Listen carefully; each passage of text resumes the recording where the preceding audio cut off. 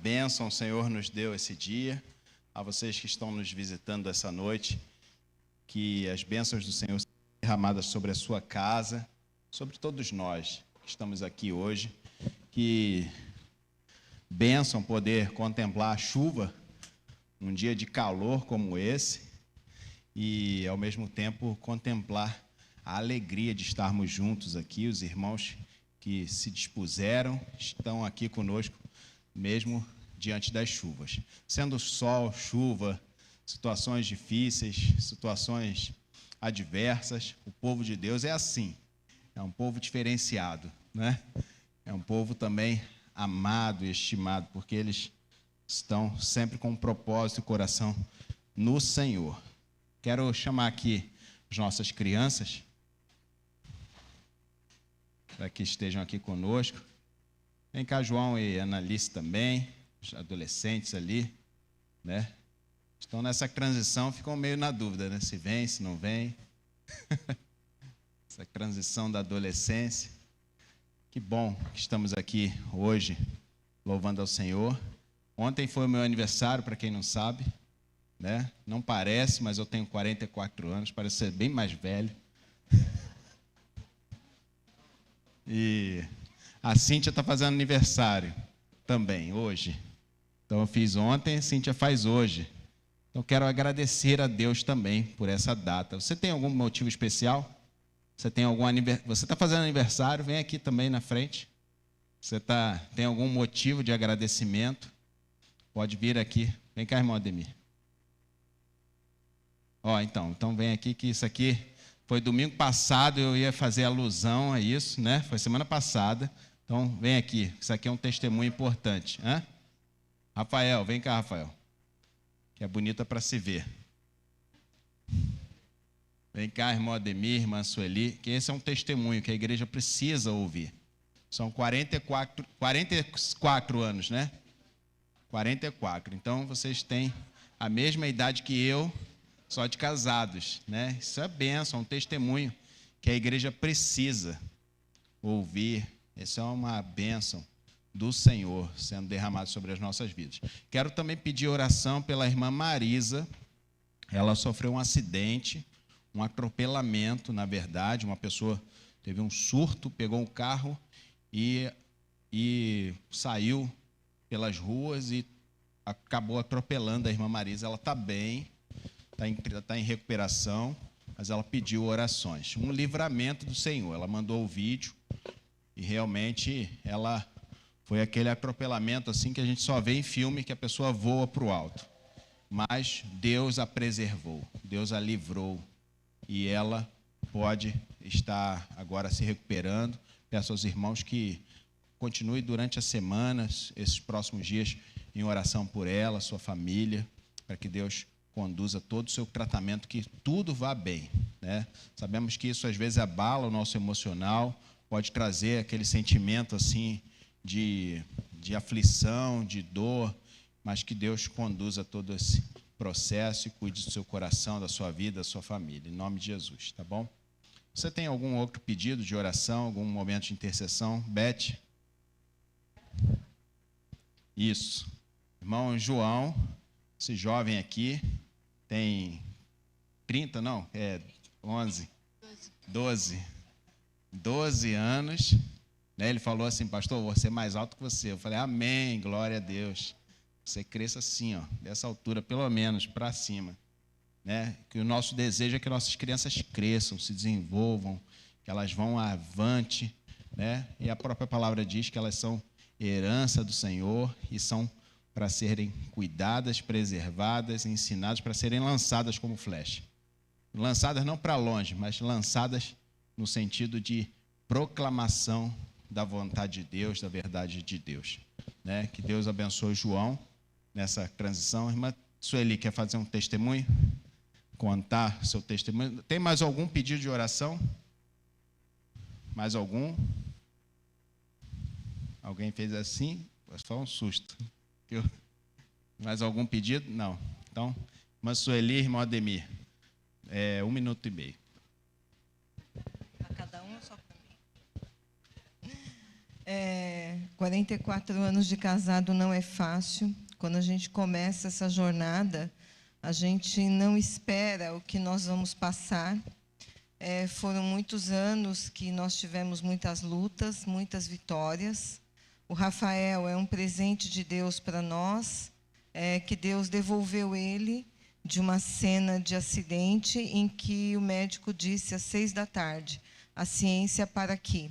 E Deus operou um milagre na vida dele. Os meus filhos são um milagre, porque quando eu me casei, o Ademir sabia que eu não podia ter filhos. E, contra tudo, eu engravidei do primeiro. Aí passou 5 anos, eu fui no médico querendo engravidar do segundo. O médico falou, um raio não cai 2 vezes no mesmo lugar. E eu já estava grávida de 3 meses e não sabia. Né? Então, ele falou, vamos iniciar um tratamento, mas antes vamos fazer o teste, que é de praxe. E o Rafael também veio depois, sem a gente esperar. Eu estava muito estressada e passando muito mal. E eu falei para minha irmã, meu Deus, esse estresse está acabando comigo. Minha irmã, você está grávida? Eu falei, imagina, não podia ter um, tive 2. Grávida do terceiro, impossível. E sem contar outras lutas que nós passamos, né? No próprio relacionamento, divergências de pensamentos, mas em tudo nós aceitamos e decidimos ficar juntos, né? E Deus tem nos honrado, tem nos abençoado, tem nos dado vitórias em meio às lutas, em meio às dificuldades, em meio aos contras, né? Porque eu não concordo em tudo, ele não concorda em tudo, mas completamos 44 anos de casado. E para nós isso é uma vitória, é uma bênção, né?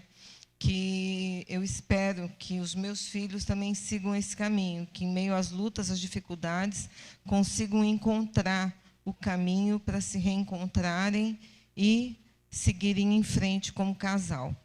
E aproveitando que eu estou aqui na frente, que eu ia falar no final do culto, nós queremos agradecer a Deus pela vida do pastor Marcelo, pela vida da Cíntia, por mais um ano de vida que Deus concede a eles, né? Um ano de vida no ministério também, né? Deixaram tudo para seguir esse ministério, deixaram família, deixaram casa no Rio de Janeiro e hoje estão aqui, né? E nós queremos agradecer e queremos deixar em nome da igreja uma lembrança para o casal. Quem manda fazer aniversário, tudo junto, né?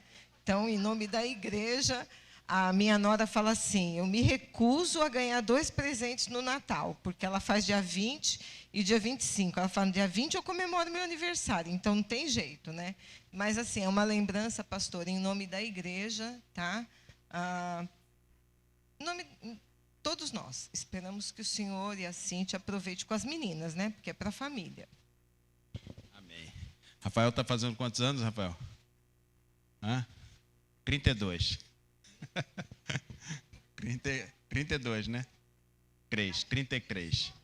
Ele falou 23, mas eu vi 32, mas são 33, na verdade. Já que a irmã Sueli falou, o irmão Ademir vai orar por todos esses pedidos, agradecimento por nós, tá bom, irmão Ademir? Pelas crianças.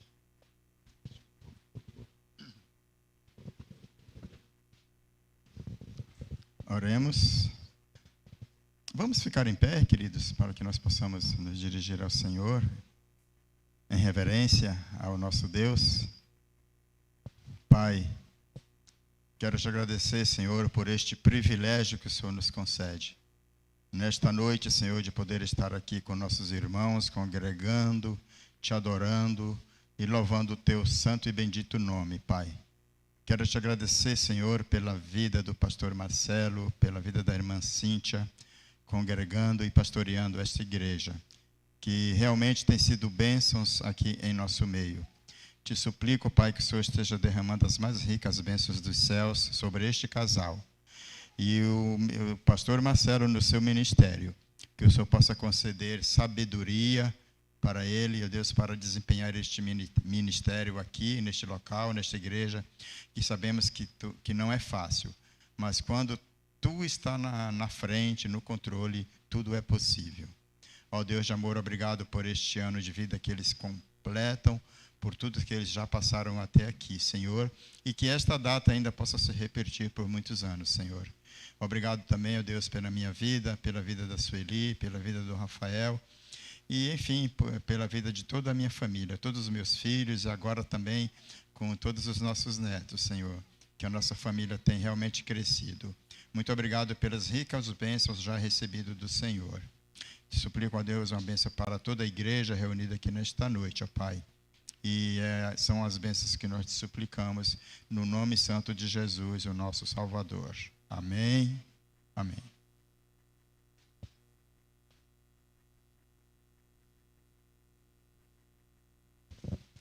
Amém. Deus abençoe as nossas crianças. Depois a gente canta. As crianças querem cantar parabéns. Depois a gente canta. Há tempo para tudo, inclusive para a chuva. Eu quero ler com os irmãos o texto que está no Evangelho de Lucas, capítulo 10. Lucas, capítulo 10.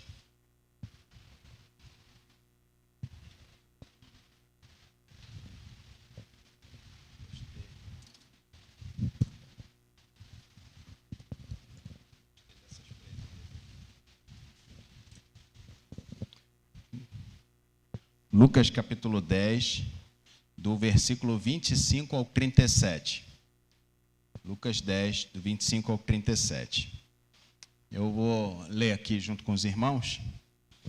E esse é um texto bem conhecido. É um momento em que uma pessoa estudiosa da lei, uma pessoa conhecedora da lei, se aproxima de Jesus e começa um diálogo. E esse diálogo é minimamente assim interessante, porque ele, sendo conhecedor da lei, está colocando Jesus à prova. E quantas vezes nós colocamos Jesus à prova também, não é? Quantas vezes nós temos questionamentos, alguns sinceros e outros frutos de um coração enganoso. Alguns questionamentos, algumas questões são colocadas por nós diante de Deus como quem quer se justificar. E nós vemos algumas dessas características nesse tipo de encontro que Jesus teve com esse homem. Certa ocasião, Lucas 10, versículo 25, vamos até o 37. Certa ocasião, um perito da lei levantou-se e, para pôr Jesus à prova, ele perguntou: Mestre, o que farei para herdar a vida eterna? E essa é uma pergunta importante. O que fazer para herdar a vida eterna? Aparentemente, essa pergunta, ela tem uma essência verdadeira e legítima, mas ela tem um problema, porque ele está falando entre fazer, como se fosse no sentido de fazer para receber. E isso é estranho. Essa essência dessa pergunta, ela segue um caminho inverso ao que é o reino de Deus. Então, com essa perspectiva, nós vamos continuar lendo. E agora sim, nós vamos lendo até o final. O que fazer para ter a vida eterna? Jesus perguntou, o que está escrito na lei? Respondeu Jesus, você a interpreta? Como você a interpreta? É a pergunta de Jesus. E ele respondeu, ame ao Senhor, o seu Deus, com todo o seu coração, com toda a sua alma, com todas as suas forças e com todo o seu entendimento. E ame ao seu próximo como a você mesmo. E Jesus disse, Jesus disse, você respondeu corretamente. Faça isso e viverá. Uma resposta certa. Ele, porém, queria justificar-se. Essa é uma palavra também que a gente precisa chamar a atenção aqui. Justificar-se. Perguntou a Jesus, quem é meu próximo? Quem é meu próximo? Certo? Eu não sei quem é meu próximo. Eu não sei. Em resposta, Jesus disse, um homem descia a Jerusalém para Jericó. Então Jesus começa uma parábola. Então preste atenção nessa parábola.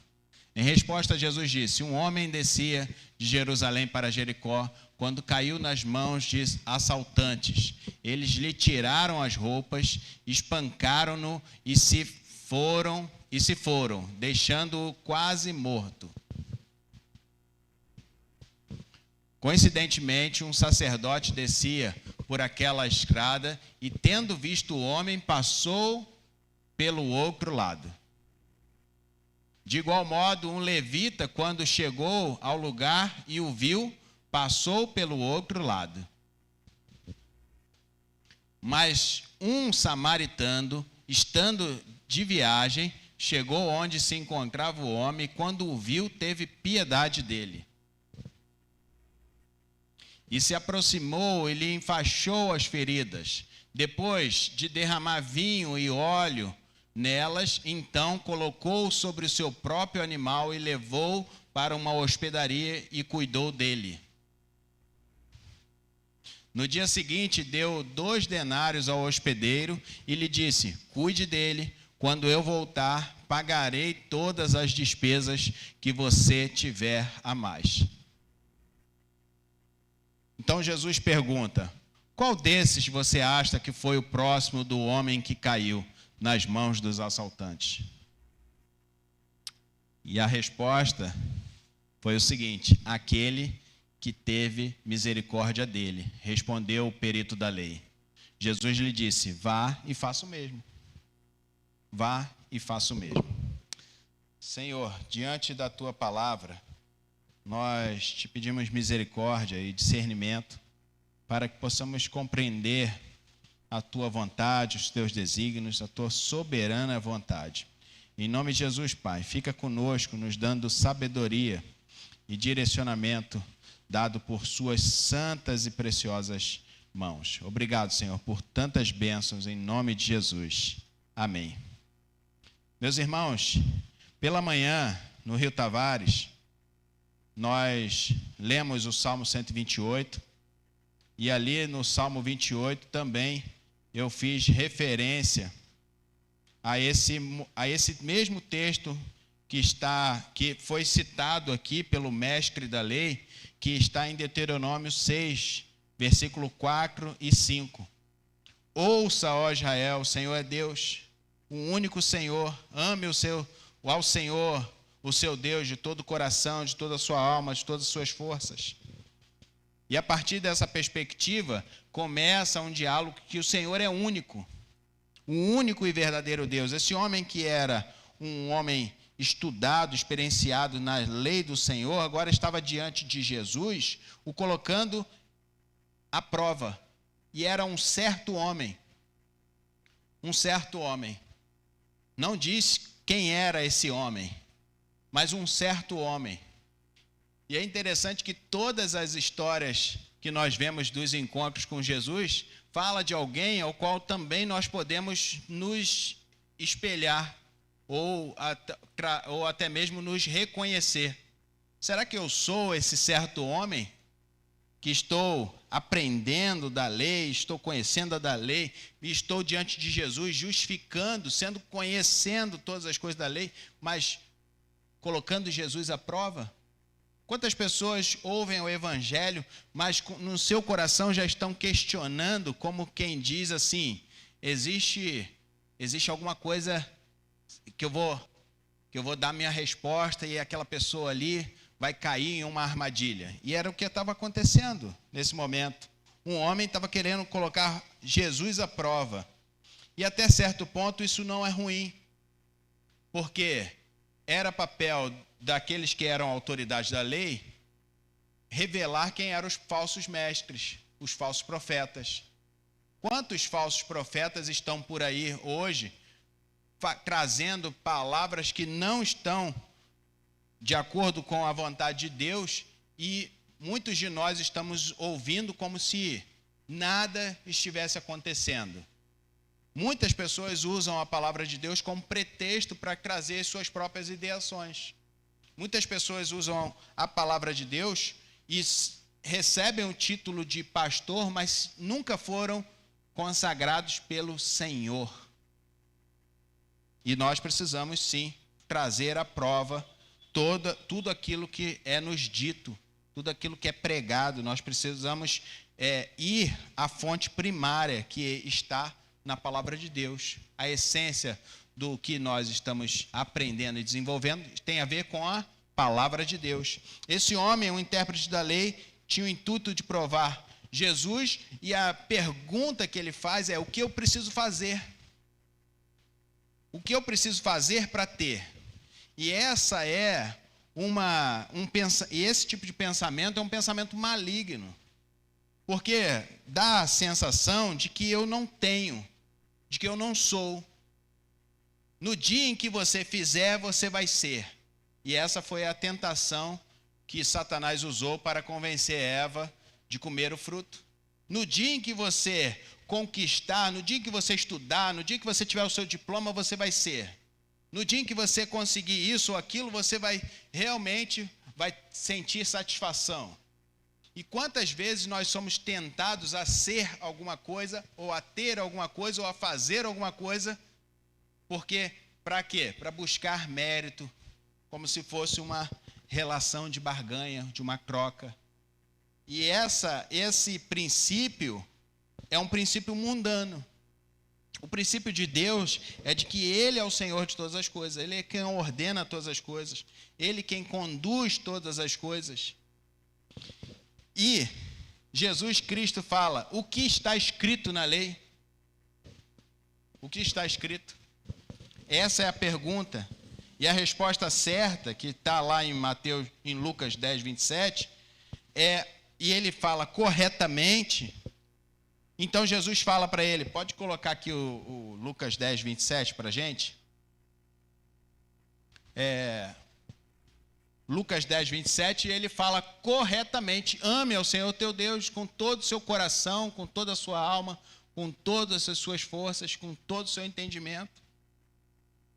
E ame ao seu próximo como você mesmo. Olha a abrangência disso, porque essa é a base de toda a lei.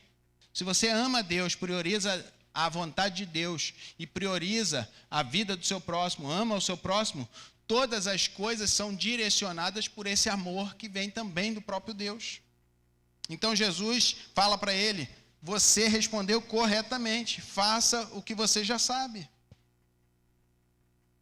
Só que ele traz uma pergunta: o quê? Quem é meu próximo? Justificando-se. Quantas vezes nós justificamos nossas ações porque não entendemos a nossa real vocação? Quantas vezes nós estamos justificando nossas ações pela religiosidade, pelas ocupações? São tantas coisas que eu tenho que fazer, são tantas atividades que eu tenho que desenvolver. E Jesus propõe uma parábola que tem 4 pessoas, 4 homens.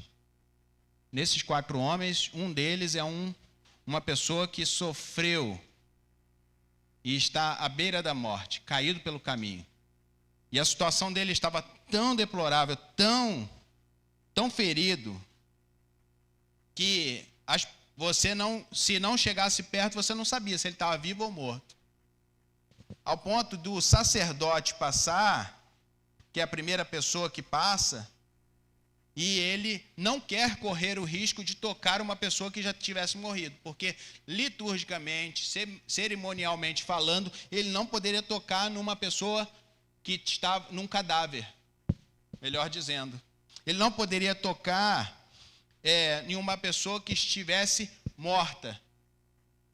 Então ele estava impedido pelas regras, e julgando que aquele homem estivesse morto, e julgando também que aquela condição daquele homem poderia afetá-lo, ele não se aproximou. Então ele foi para o outro lado.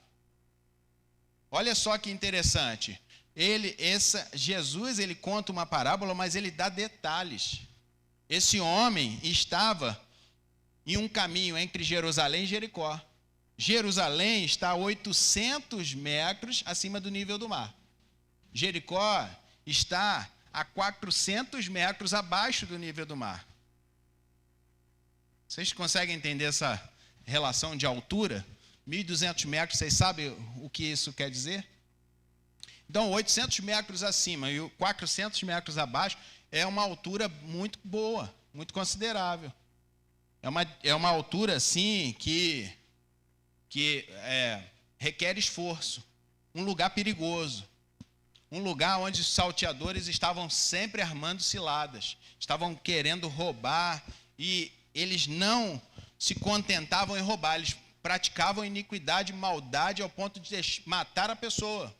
E nesse caso, esse homem, pela misericórdia de Deus, estava vivo. E ele poderia ser socorrido.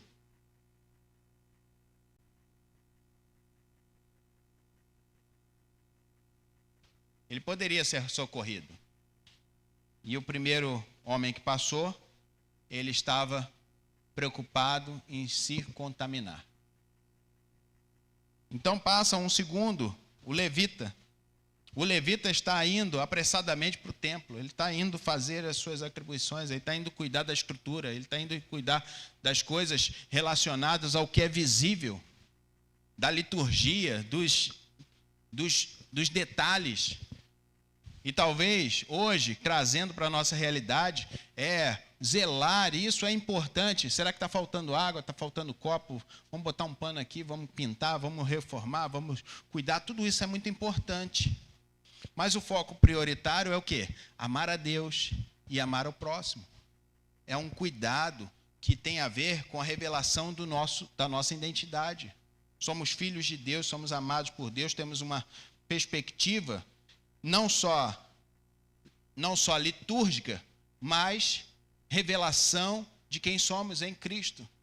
Então esse homem estava muito ocupado, ao ponto dele não poder se atrasar, ao ponto dele não poder sair fora da sua trajetória porque tinha alguém caído no caminho.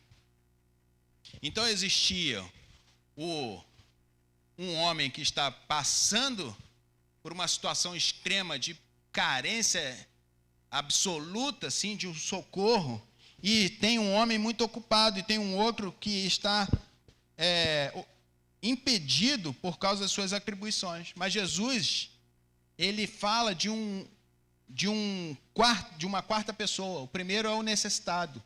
O segundo que passou, o segundo homem é o primeiro que passou, na verdade, que é o sacerdote, depois o levita, e depois tem um quarto que vem, que é o samaritano. O samaritano, você vê que ele, além de se aproximar, ele cuida, ele está se expondo às armadilhas, porque poderia também ser uma armadilha. Uma pessoa caída ali. Certa vez no Rio de Janeiro, assim, existem protocolos de segurança. E a gente não para em qualquer lugar, a gente não fica com o portão aberto, aquelas coisas. Existem protocolos de segurança, dependendo do lugar que você esteja. Tem alguns lugares que são bem tranquilos também. Não é tudo aquilo que a gente pensa sobre o Rio de Janeiro. Mas existem situações de que eu não vou dar brecha. Então, certa vez eu entrei numa rua, e quando eu entrei numa rua, tinha um homem sentado em uma cadeira, e ele levanta e começa a vir mancando para atravessar a rua. E aquilo era uma armadilha. Aquilo era uma armadilha, e eu prontamente parei e fiz assim para ele passar. E ele fez assim, um joia para mim, e ao passo seguinte ele sacou uma arma. E falou, abre a porta, abre a porta. E ali ele cometeu um assalto. Uma armadilha. Um homem que se usou de uma imagem frágil, um homem que se apresentou com uma fragilidade, na verdade era uma armadilha. E eu pude dizer para aquele homem, amado, eu vou orar por você. Ele, amém, amém, eu creio. Minha mãe é evangélica. E desceu do carro e falou assim, você não segue aqui não, que aqui está muito perigoso. Você dobra a esquerda e volta, porque está muito perigoso essa rua aqui. Falei, obrigado pelo aviso. Você vê o nível. A gente ri agora, mas eu saí dali tenso. E ele não roubou o carro, porque eu acho que ele não sabia dirigir um carro que era automático, por isso. Porque ele olhou assim, ele falou, que carro é esse? Esse carro é automático? E eu acho que ele não roubou por isso. Mas você vê como é desafiador o nosso contexto. E esse homem, ele se expôs a uma quebra de um protocolo. Ele se expôs às armadilhas. Esse homem se expôs. O samaritano, ele zelou pela saúde e ele foi muito altruísta. Mas é interessante que ele também sabe o que está fazendo. Ele não é uma pessoa qualquer. Porque ele tem as coisas necessárias para cuidar daquele homem. Ele não faz de qualquer jeito. Ele tem os elementos, ele aplica aquelas coisas nas feridas, o óleo, o vinho, e ele trata das feridas, ele enfaixa. Por que esse homem tem esse preparo? Por que esse homem está tão comprometido com cuidar de alguém? Talvez ele já tenha a experiência de cuidar de alguém. Talvez esse homem já ande com kit de primeiros socorros, porque ele está pronto para ajudar. Sabe? E é descrito como samaritano, aquele que é rejeitado. Qual é o contexto do samaritano e o judeu? Por que Jesus está usando a figura do samaritano e explicando que é um samaritano? Poderia ser qualquer pessoa. Ele está falando com o mestre da lei. Poderia ser qualquer outra referência, ou nem citar a etnia daquela pessoa. Mas ele faz menção a um homem que era rejeitado pelos judeus. Porque os samaritanos, quando, em um contexto muito antigo, quando o povo foi levado para a Babilônia, quando a Babilônia invadiu Israel e levou o povo de Israel, o povo de toda aquela Israel para a Babilônia, alguns dos judeus ficaram, inclusive os samaritanos, que faziam parte do Reino do Norte. Samaria era a capital do Reino do Norte. E ali, os povos que chegaram e estavam ali dominando aquela região, agora estavam também se misturando com os samaritanos. E os samaritanos se misturando adquiriram tanto o comportamento, também como com aquela percepção idólatra da vida. Se misturaram com pessoas que viviam em oposição à vontade de Deus. E quando o cativeiro babilônico terminou e o povo começou a voltar e começaram a reconstruir o templo, agora os samaritanos estavam sendo rejeitados. Não, vocês se misturaram. Vocês não fazem parte dessa reconstrução. Vocês perderam a essência de vocês. Vocês perderam a sua identidade. Vocês agora são um outro povo. Vocês agora fazem parte desse novo povo. Então, vocês não fazem parte dessa reconstrução. Então, eles, contrariados, foram e reconstruíram um templo para eles, lá no Monte Gerizim. Os samaritanos construíram um templo no Monte Gerizim. E até sobre essa questão é que Jesus está conversando com a mulher samaritana, você lembra disso?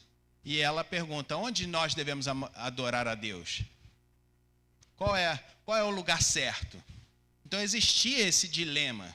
Jesus, nesse encontro com a mulher samaritana, explica, não é nem lá nem cá. Importa que os verdadeiros adoradores adorem a Deus em espírito e em verdade. Nós não estamos atrelados a uma questão geográfica. Deus não se limita. A adoração a Deus tem a ver com um coração quebrantado e puro. Até mesmo os judeus, o povo de Deus, quando foi levado em vários momentos para o cativeiro, eles puderam preservar a sua identidade em adoração a Deus. Nós vemos exemplos de Daniel, Sadraque, Mesaque, Abednego, ao ponto de serem lançados na fornalha. O outro foi lançado na cova dos leões, mas eles permaneceram o quê? Em adoração a Deus. Não perderam a sua perspectiva, a sua identidade. E quantas vezes nós queremos negociar, estamos nos misturando? Quantas vezes nós estamos nos misturando? Aí é uma coisinha aqui, é uma coisinha ali, essas coisas vão se infiltrando e vão querendo modelar a nossa identidade. E isso aconteceu com os samaritanos. Era para eles se preservarem o quê? Um povo puro, porque eles foram separados para Deus. É diferente de hoje. Hoje nós somos um povo salvo, remido por Cristo, e nós somos chamados por Deus para se misturar mesmo. Mas se misturar o quê? Com a prerrogativa de revelar o reino de Deus e com a prerrogativa de transformar toda a terra a partir desta nova identidade. Por isso que nós ensinamos os nossos filhos a verdadeira identidade que eles têm. Qual é a sua identidade? Filho de Deus. Qual é a sua identidade? Você é santo, separado por Deus. Você, diferente daqueles que foram canonizados por homens, que agora muitos estão buscando e adorando, ou até mesmo intercedendo aos santos. Não, nós somos santos porque estamos em Cristo. Ele é o verdadeiro santo. E nós não oramos, não pedimos intercessão aos santos, porque eles também foram homens, viveram nessa terra pecadores. A Bíblia diz que todos pecaram e estão destituídos da glória de Deus, da graça de Deus. Todos pecaram, mas todos aqueles que se arrependeram e creram no unigênito Filho de Deus ou na promessa foram salvos. A Bíblia nos afirma isso. Só Deus é onisciente. Só Deus tem a ciência de todas as coisas. Só Ele é onipresente. Ele pode estar conosco em todos os lugares, em qualquer circunstância, ouvindo a nossa oração. Por isso que nós não intercedemos, pedimos intercessão a ninguém ou a santo algum. Nós vamos em uma relação direta ao Pai, em nome de Jesus. E quem faz essa intermediação, interpretando a nossa oração, porque a gente nem sabe orar, a gente nem sabe pedir a Deus, é o Espírito Santo.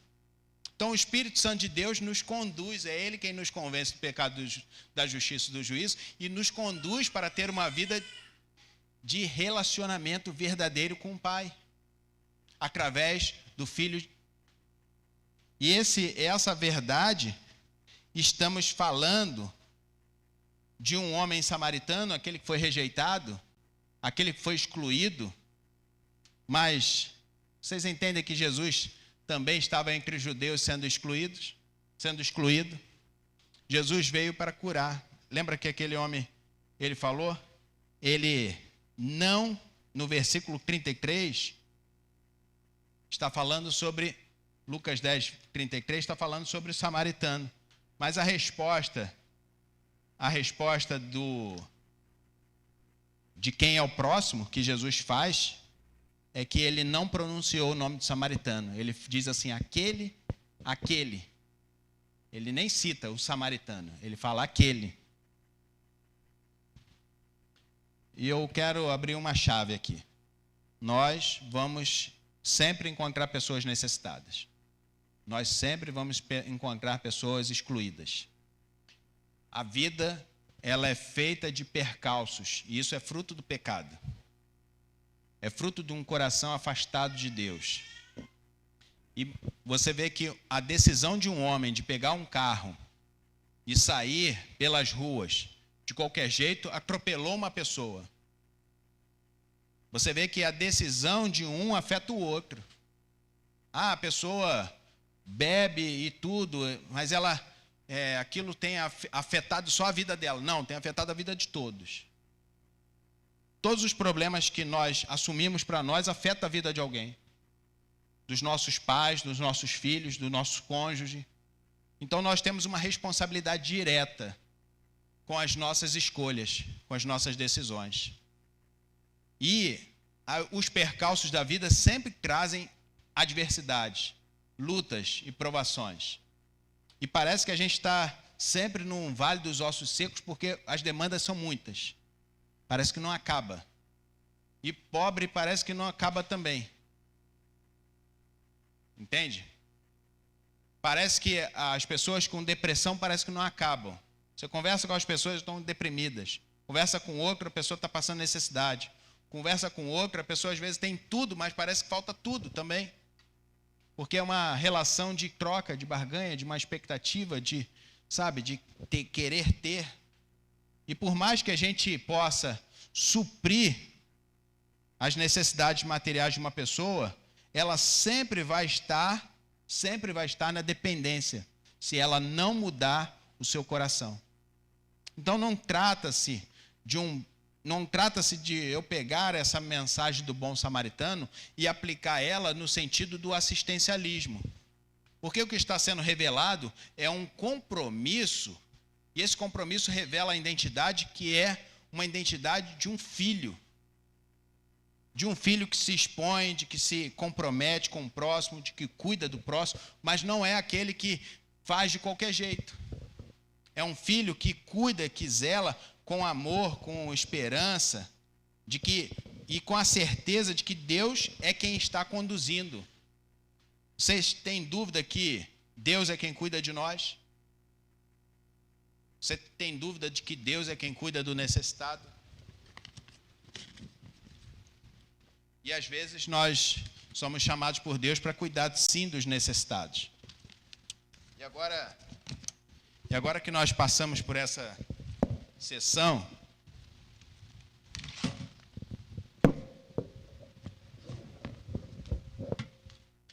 eu quero ler com vocês o texto que está em 1ª carta a Pedro, capítulo 5, versículo 7. Primeira carta de Pedro, capítulo 5, versículo 7. Diz assim, lancem sobre ele toda a sua ansiedade, porque ele quem cuida de você. Ele cuida de vocês. Essa é uma certeza que nós precisamos ter. Se Deus cuida de nós pela sua onipresença, pela sua onisciência, pela sua soberana e perfeita de vontade, Ele cuida de todas as circunstâncias, e inclusive aquelas que nós não podemos controlar e nem sequer saber. Então, o mundo que vive em aflição, Deus está cuidando. Deus está cuidando. E nós não precisamos viver com ansiedade, porque nós cremos que o nosso Redentor vive e é Ele quem cuida de tudo. Ele é quem zela por tudo. Quantos estão pelo caminho caído, mas o Senhor está cuidando.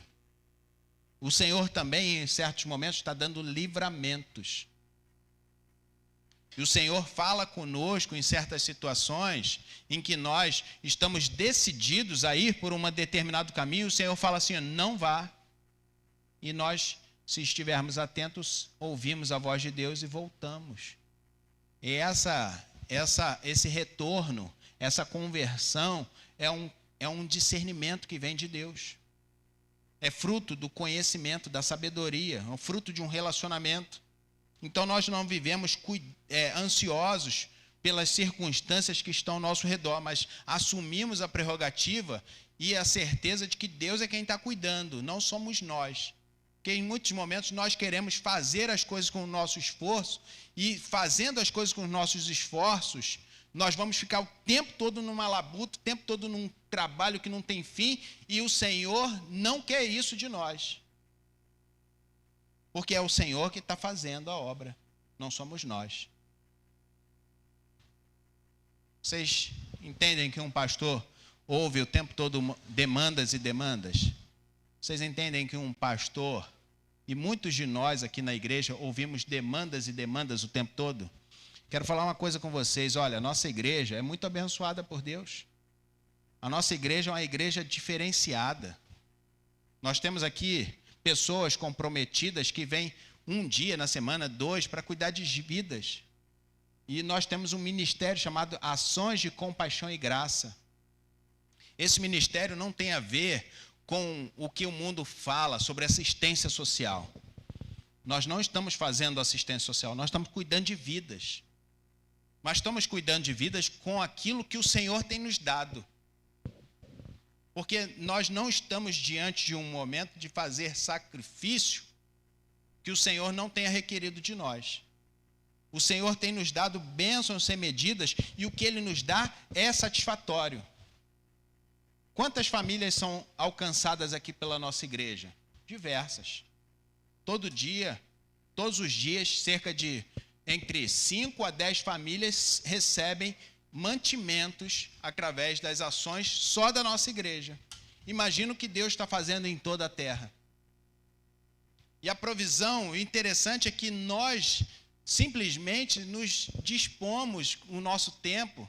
Está aqui o irmão Samuel, a irmã Natália, que às terças-feiras vem aqui, dispõe o tempo deles para zelar pelas coisas. E outros irmãos, está ali o irmão João, a irmã Ivone, outros irmãos. E é um trabalho difícil, é um trabalho árduo, mas é um trabalho também recompensatório. Por quê? Porque nós estamos cuidando de vidas. Mas o foco não é fazer assistência social, o foco é revelar o reino de Deus. O foco é proclamar o evangelho do Senhor. O foco é estar em ser instrumentos nas mãos de Deus e permitir-se estar usado pelo Senhor. Reconhecer que somos pecadores, reconhecer que só Ele pode fazer essa obra. Só Ele. O direcionamento que nós temos é dele. Meus irmãos, Deus nos dá o pão, Deus nos dá a provisão. Em Mateus capítulo 6, versículo 34, portanto, Mateus 6, 34, portanto, não se preocupem com amanhã. Não se preocupem com amanhã, pois o amanhã se preocupará consigo mesmo. Basta cada dia o seu mal. E às vezes nós estamos olhando para os problemas, querendo antecipar os problemas, querendo resolver os problemas, e quando na verdade nós precisamos estar só o quê? Prontos para responder ao chamado de Deus. Dia após dia. Sem ansiedade, sem atropelamento, sem estar, agitado, porque é o Senhor que está fazendo a obra. Então, o que nós estamos ensinando aos nossos filhos?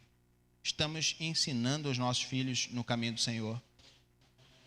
Ensine, Provérbios 22, 6, ensine a criança no caminho que deve andar, e até o fim não se desviará dele.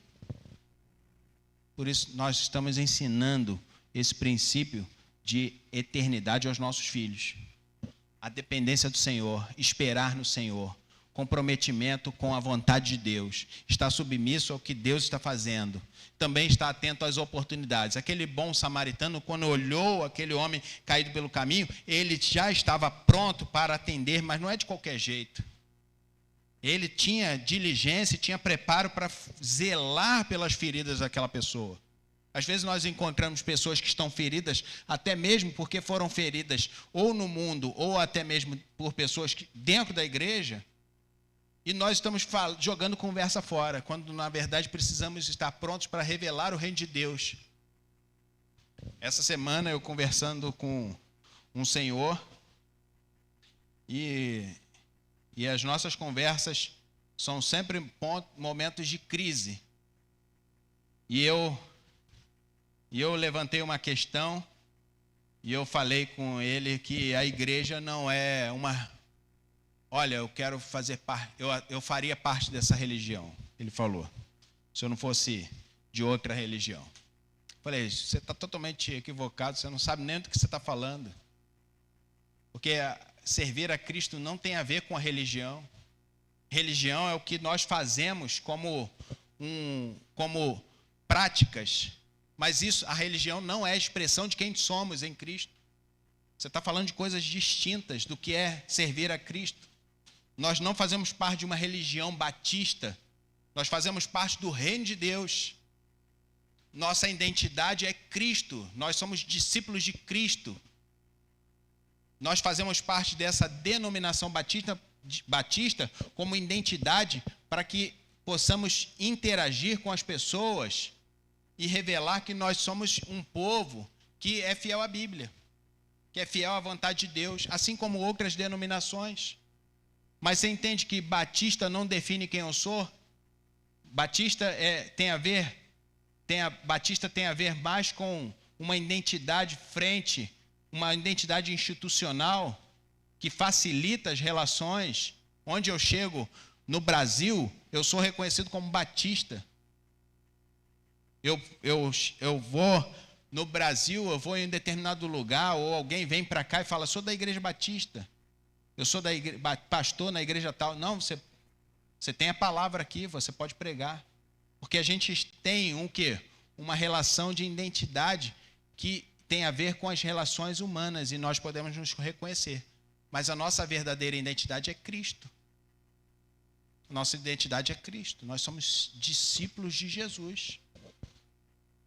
Mas também nós assumimos a nossa identidade como batista, por quê? Porque nós fazemos a nossa declaração de fé. E ali tem tudo aquilo que nós, como batista, cremos. Então, se você quer fazer parte de uma igreja, primeiramente você tem que receber a Cristo. E depois você se junta com uma comunidade. Vê se aquela comunidade ela faz a sua declaração de fé de acordo com a palavra de Deus, com a vontade de Deus. E a partir daí você começa a trabalhar. Então, a identidade que nós temos é uma identidade que nós também ensinamos para os nossos filhos. Ensine a criança no caminho que deve andar e até o fim da sua vida não se desviará dele. Nós estamos ensinando aos nossos filhos a identidade que temos em Cristo Jesus. Ele nos deu bênçãos sem medida. Olha, nós precisamos viver o contentamento de Deus. Nós precisamos esperar no Senhor, saber que a provisão é do Senhor. Nós precisamos, e isso está em Mateus capítulo 6, versículo 33. Mateus 6, 33. Buscai primeiro o reino de Deus e a sua justiça, e todas as outras coisas vos serão acrescentadas. Todas. Contentamento. Contentamento. As pessoas que vivem na dependência do Senhor vivem contentes. A palavra contente tem a ver com contentamento, não é? Entendeu a relação? Eu estou contente, estou feliz. Vivo feliz, pois sou de Jesus e já desfruto o gozo da luz. Essas são canções e louvores que eu cresci ouvindo, né? Você conhece esse louvor? Né? Temos o cantor cristão que fez parte da construção teológica, porque foram hinos cantados. Quantos louvores nós ouvimos e que nos ensinam, nos instruem teologicamente?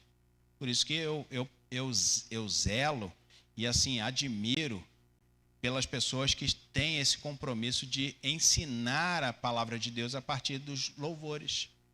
Isso é importante. Irmão Hélio sempre está ali, pastor, vamos cantar o hino tal, vamos fazer e tudo. Tem que tirar isso do papel, botar na prática, né?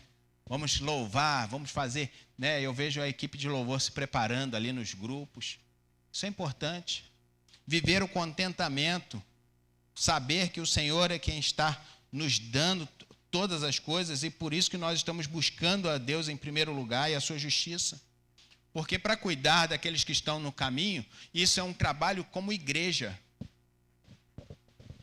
É um trabalho como igreja. Deus, ele prepara o povo de Deus para avançar. A igreja é o corpo de Cristo. E Cristo é o cabeça. Nós, como igreja, estamos aqui juntos para cuidar daqueles que estão pelo caminho e cuidar uns dos outros em amor. E esse cuidado, esse amor que vem de Deus é o que nos traz alegria, porque nós buscamos a Ele em primeiro lugar. A nossa verdadeira natureza ela nos deu a compreensão de que estar na presença de Deus é o melhor que nós temos. Olha o que diz Efésios 1:3. Bendito seja Deus e Pai. Pai de quem? De nosso Senhor Jesus Cristo, que nos abençoou com bênçãos espirituais nas regiões celestiais em Cristo. Você é abençoado. Você é abençoado para fazer boas obras. Você é abençoado para, assim como Cristo, viver a experiência de um relacionamento vivo e verdadeiro com Deus, para que você, a partir daí, possa estar em um relacionamento de comunhão com a igreja, e esse relacionamento de comunhão com a igreja se traduz em cuidado de vidas. Mas lembra-se que não tem a ver com assistencialismo. Uma pessoa sem Deus, você pode dar todo o dinheiro do mundo para ela e sempre vai ter um buraco, como se fosse um dreno. porque não vai nunca satisfazer a sua vontade de dinheiro, porque a pessoa não tem Deus, ela não tem contentamento. A pessoa que não tem Deus no seu coração, ela nunca vai ser satisfeita com a quantidade de alimento que você possa dar, porque a pessoa não tem um contentamento que vem do Senhor. Porque aqueles que recebem pouco, mas vêm das mãos do Senhor, eles fazem aquilo prosperar. E prosperar não tem a ver com essa perspectiva mundana que diz que prosperidade é ter muito. Prosperidade é quem assumiu uma prestação de 500 vezes e agora tem que pagar tantos meses, 500 meses para assumir, para comprar determinada coisa, uma prestação lá em cima, aí vai lá, dá um testemunho, porque Deus me deu. Não, você comprou uma dívida. E às vezes, tem horas que nós precisamos, e Deus está dando a provisão para que a gente faça isso, mas tem horas que é para guardar. Não é hora de assumir dívida agora. Eu tenho que avaliar a minha condição. Será que eu estou realmente precisando disso? Será que eu preciso? Então, ter contentamento. Em alguns momentos, você precisa virar a página. Né? Eu tive um Chevette que eu não largava daquele Chevette. E até hoje ele está grudado em mim, porque está no meu nome ainda. Eu já vendi já umas 5 vezes. Ele voltou para mim umas 4. Está vendido de novo para lá. E esse Chevette está ainda no meu nome. Quero ver o momento que esse Chevette saia do meu nome. Né? Ou Deus faça ele voltar e pronto. Mas eu estou em paz com isso. Às vezes a gente se gruda numa coisa. Porque é meu desde 19 anos. Eu tenho 44, são quantos anos? Entendeu? Então, às vezes a gente se gruda numa coisa e a gente também precisa se liberar.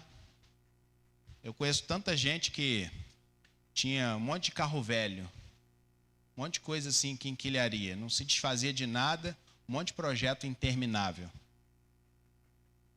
E aí não conclui projeto nenhum. Está sempre assim, ó, né? Sempre iniciando algo novo.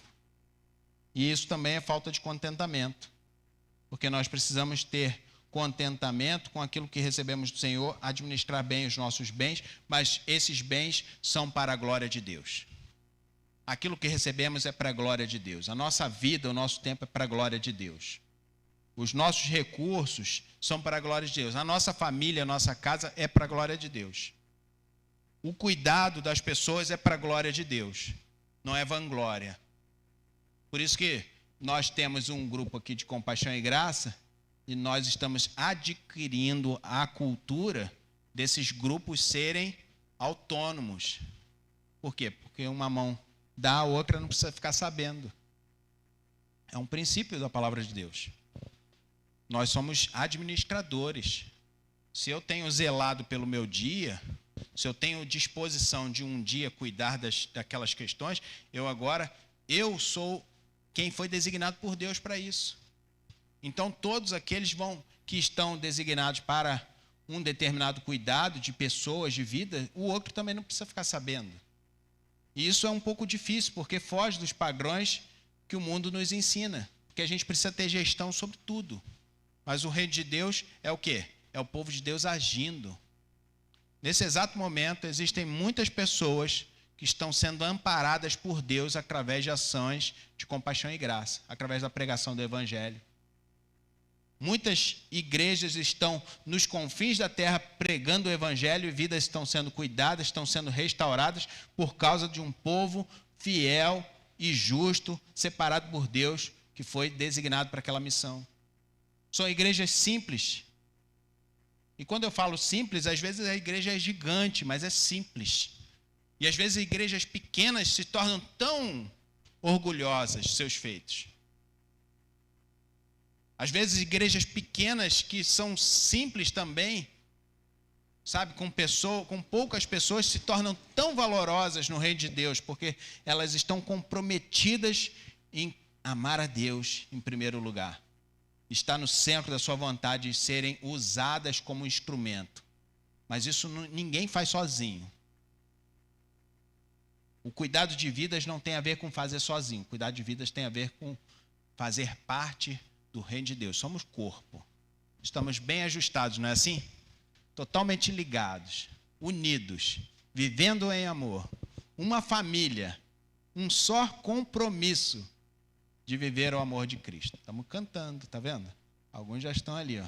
O Edson está até no ritmo já. Então, o ritmo da bateria. Estamos cantando, estamos vivendo, experienciando. Vamos louvar ao Senhor, vamos nos colocar de pé. A irmã Camila já até veio avisando, está na hora, pastor. A Camila tem uma frase, que tem uma história que o pastor estava pregando, e ele era um pastor visitante, ele foi pregar nessa igreja. E aí o pastor da igreja começou a falar, amém, faraó. Aí, amém, faraó. Amém, faraó. Aí, pastor, o que tem a ver esse amém, faraó? Deixa meu povo ir. Né? Faraó estava prendendo o povo de Deus ali. E o pastor não parava de pregar, e o povo de Deus ali. E o pastor da igreja, amém, faraó. Meus irmãos, é tão bom e agradável fazer parte da missão de Deus. É tão bom chegar aqui na igreja, ver os nossos irmãos juntos em comunhão. Para mim, estar aqui pregando é um momento de descanso. Eu não consigo relacionar pregar a trabalho. E olha que eu sou um pastor, sou dedicado a isso, a pregar, a evangelizar e estar junto com os irmãos. Mas isso não é trabalho, isso é alegria. É alegria, é aquilo que nós vivemos no nosso dia a dia, faz parte da nossa identidade. Estar na igreja é um lugar de descanso. A gente sai de férias, né, Cíntia? A gente chega em algum lugar, a gente quer ter a alegria de estar em outra igreja, visitando e fazendo parte ali, vendo os nossos irmãos que estão em outro lugar, em outras regiões do Brasil. Isso é tão bom. É maravilhoso a gente estar aqui em comunhão. Fazer parte da missão de Deus é especial demais. Viva e desfruta do amor que vem de Deus. Esteja pronto para fazer parte da missão. Seja diligente, seja atento ao chamado que o Senhor fez em sua vida. Talvez hoje você queira dedicar os seus talentos para servir melhor ao Senhor. Talvez hoje você queira se colocar diante do Senhor. Tomar uma decisão de viver para Cristo, servi-lo sempre, ter uma vida pura. Talvez a sua decisão hoje seja a mais importante de toda a sua vida, se você não tomou essa decisão. Um dia eu tomei essa decisão e era tão pequeno, mas o Senhor falou comigo tão profundamente, eu sabia que Jesus estava me chamando. Jesus estava o tempo todo nos chamando, essa é a verdade. Viver o presente de acordo com a vontade de Deus. Certo de que amanhã Deus proverá. Deus é quem trará o sustento. Deus quem renova as nossas forças. E Deus nos dá a alegria da sua gloriosa presença.